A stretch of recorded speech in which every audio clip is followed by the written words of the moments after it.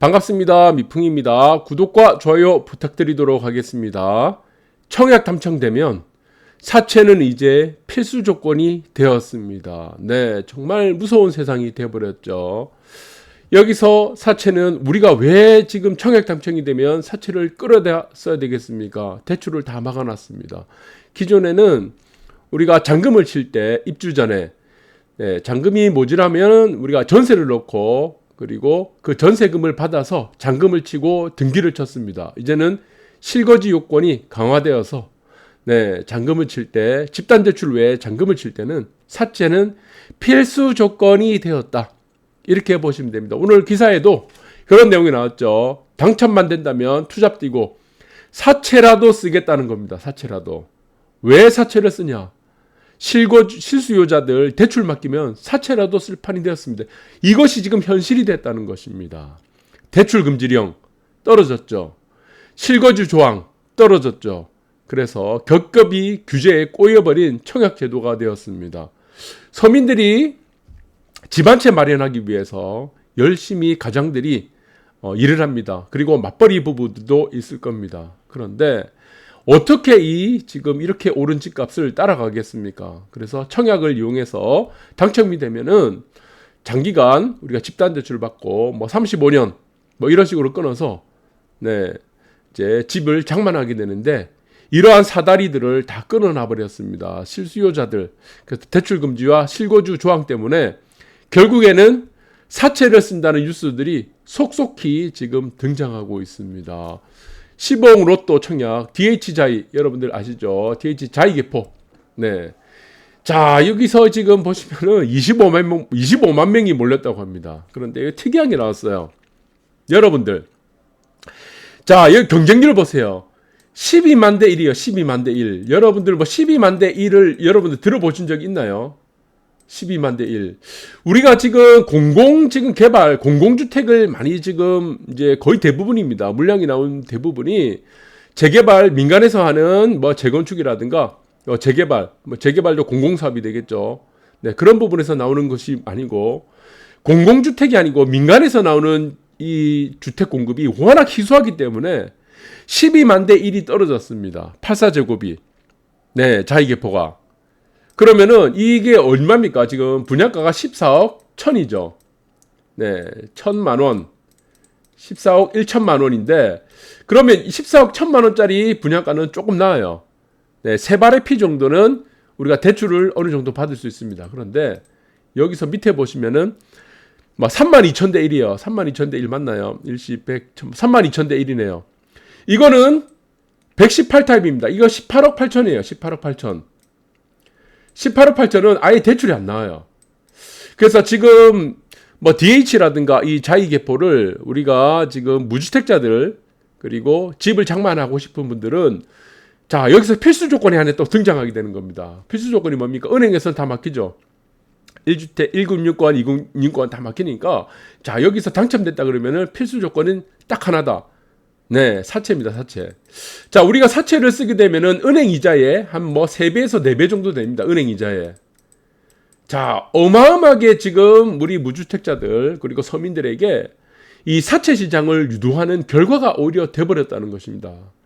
이것을 우리가 기존의 많은 무주택자들이라든가 서민들이 박수를 쳤을 겁니다. 네, 참 이런 결과가 오히려 그들을 발목을 잡는 역할을 하게 된 것이 참 씁쓸하다 마지못해 참 아이러니한 상황이 돼버렸다 생각이 드네요.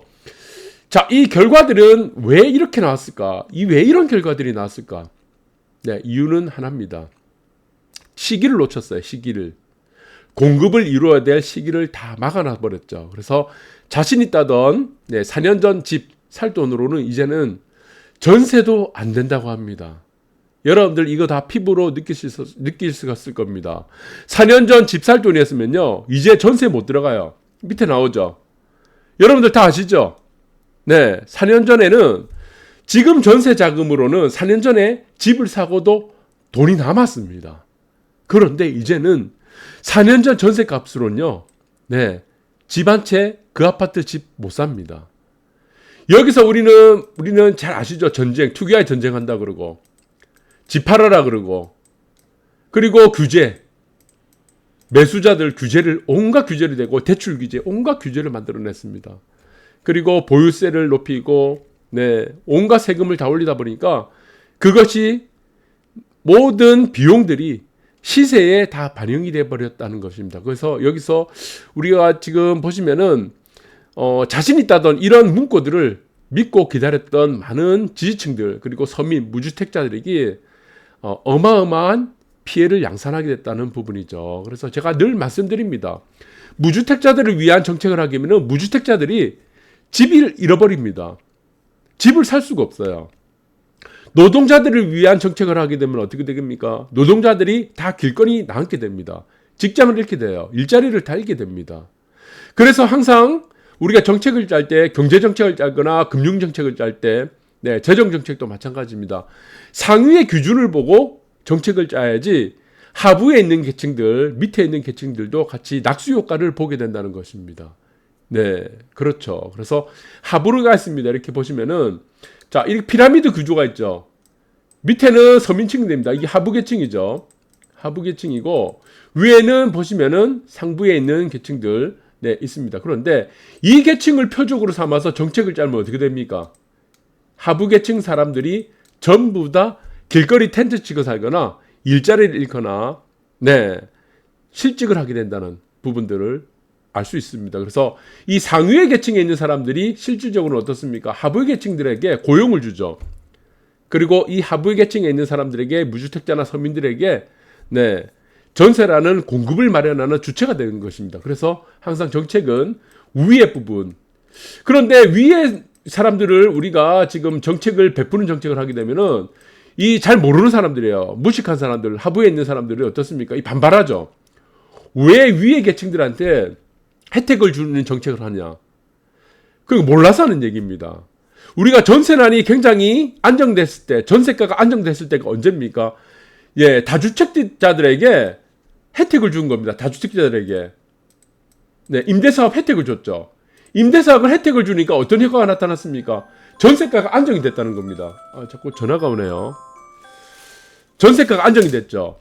그런데 위에 상부에 있는 계층들에게 우리가 지금 이 전세라든가 이런 부분에 대해서 압박을 가하고 세금을 올리게 되고, 이런 부분에 대해서 여러 가지 제도적 장치, 규제를 가하게 되니까 어땠습니까? 전세난이 가중되는 겁니다. 여러분들 이 부분들을 잘 참고하시기 바랍니다. 자, 시기를 놓친 것도 또 하나가 있습니다. 이재용이 이제 석방이 됐어요. 시기를 놓쳐버렸습니다. 우리가 이게 샌드위치가 되어버렸어요. 삼성. 최고의 기술력을 가지는 삼성 반도체 기술을 갖추는 전 세계 1위였죠. 자, 반도체 기술은 어떻습니까? 진입장벽이 굉장히 다른 산업에 비해서 큽니다. 그래서 반도체 산업이라는 건 기술 격차에 따라서 수익이 좌우되는 산업입니다. 그러니까 진입장벽 산업이에요. 한마디로. 진입장벽입니다. 진입장벽. 진입장벽이 가장 크다. 그러니까 진입장벽을 막으려면 어떻게 됩니까? 다른 회사들이 못 따라오게 하려면 결국엔 뭐예요? 기술이죠. 기술. 그런데 지금 이렇게 중요한 시기에 결정적인 시기에 감옥에 집어넣어 버렸습니다. 말 두 마리 빌려줬다고. 그래서 여기서 보니까 미국이 있고 그 다음에 어떻습니까? 뭐 대만도 있죠. 다 따라잡았습니다. 이 기술을 다 따라잡았어요. 샌드위치가 돼버렸는데 밑에는 일본도 있고 밑에는 또 중국도 있을 거고요. 그래서 기술 격차가 후발로 밀려나게 돼버렸다. 그래서 뭐 주가도 보시면은 뭐 10만 전자 부르짖다가 지금 7만 전자잖아요. 그 이유들이 다 있다는 겁니다. 그래서 뭐 장치 산업은 아니겠지만 우리가 삼성 같은 반도체는 진입장벽이 가장 중요하고 그 진입장벽을 만드는 것이 기술을 선도하는 산업이기 때문에 여기서는 시기를 딱 한번 놓치게 돼버리면은 따라가지 못합니다. 이 부분들을 잘 보시기 바라고, 이것은 반도체와 마찬가지로 부동산 정책도 마찬가지다. 부동산 정책도 시기를 놓쳐버리니까 어떻게 되겠습니까? 사채를 써야 되는 상황이 돼버린 겁니다. 무주택자들이. 그래서 반대만은 공공개발지에도 사전청약 받겠다는 겁니다. 아니, 땅 확보가 안 됐어요. 공공개발지 보세요. 땅 확보 안 됩니다. 우리가 땅이 확보가 안 되는 곳이 또 어디 있습니까? 상기신도시죠. 상기신도시와 공공개발지는 이 땅 확보 안 돼요. 구조적으로. 상기신도시 안 되는데 사전청약 받겠다는 거예요. 그래서 이건 환상을 계속 주는 겁니다. 이게 우리가 사전청약 받겠다는 거는 우리가 보시면은 희망 고문을 주는 거예요. 그래서 이제 보시면은 여러분들이 그냥 표면적으로 뭔가가 공급이 뭔가 되고 있다는 이 착시 현상을 계속 주고 있다는 것이 바로 공공개발과 신도시의 상기 신도시의 사전 청약이죠. 그래서 저는 이것을 단순히 실적 위주로 사전 청약이라는 실적 위주로 사람들에게 저는 좀 표면적으로 좀 속이는 효과가 있지 않겠나라는 생각이 듭니다. 그래서 저는 이게 정말 바람직하지 않습니다. 사전 청약이란 거는 땅의 확보가 가장 우선입니다. 땅의 확보가 되어야지 사전 청약 받거든요. 그다음 뭐 착공이 되고 그다음에 본계약 들어가서 우리가 정해진 분양가를 보고 할 수가 있는데 너무 악용을 한다는 느낌이 큽니다. 그래서 이런 부분들이 오히려 지금 본청약이 이루어지는 민간주택에서 더 분양가를 올리거나 더 경쟁률이 올라가는 효과가 만들어지고 거기에 따라서 더욱더 불안해진 신혼, 청년가구 주거 환경이 돼버린 겁니다. 우리 지금 세대에서 가장 중요한 거는 저는 두 가지를 봅니다. 신혼부부하고 청년가구에 이게 왜 중요하냐면 여러분들이 이게 출산율이에요. 출산율을 자유하는 것이 뭡니까? 왜 출산율이 왜 높아야 됩니까? 이게 미래세대예요. 대한민국을 이끄는 미래세대예요. 그래서 지금 청년들을 보시면은 집을 못 구하니까 연애를 안 합니다. 아니 남자 여자가 만나고 하늘을 베야지 지금 애를 낳을 거 아니에요. 연애도 하고 잠도 자고 그리고 사랑도 나누고 애도 지금 만들고 그리고 결혼도 하고 그런데 가장 중요한 집을 이제 이거 집을 마련할 수가 없게 된 겁니다. 청년가구도 마찬가지입니다. 마찬가지죠.